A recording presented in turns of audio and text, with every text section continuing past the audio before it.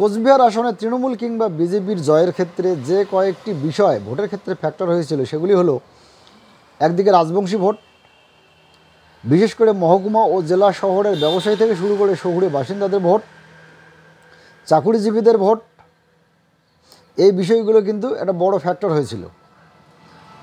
একদিকে গত 5 বছরে বিজেপির সাংসদ তথা কেন্দ্রীয় স্বরাষ্ট্র প্রতিমন্ত্রী নিশীথ প্রামাণিক কাজের মধ্য দিয়ে এই আসনের ভোটারদেরকে কতটা ভোটের ক্ষেত্রে কাছে টানতে পেরেছিলেন সেটা যেমন একটা দিক। উল্টো দিকে তার পাশাপাশি গত কয়েকটি নির্বাচনে তৃণমূলের বিরুদ্ধে একটা যে সন্ত্রাসের অভিযোগ, যদিও সেই সন্ত্রাসকে তৃণমূল বারবার ভিত্তিহীন বলেছিল, তবে এই নির্বাচনে সেই অভিযোগটাকে কাটিয়ে ভোটারদেরকে কতটা নিজেদের ভোট বাক্সে তৃণমূল টানতে পেরেছিল।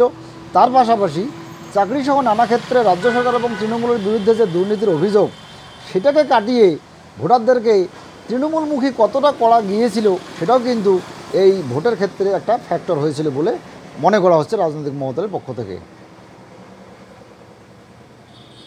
এখন দেখার আগামীকালকে সব হিসেব মিলে কার মুখে শেষ হাসি।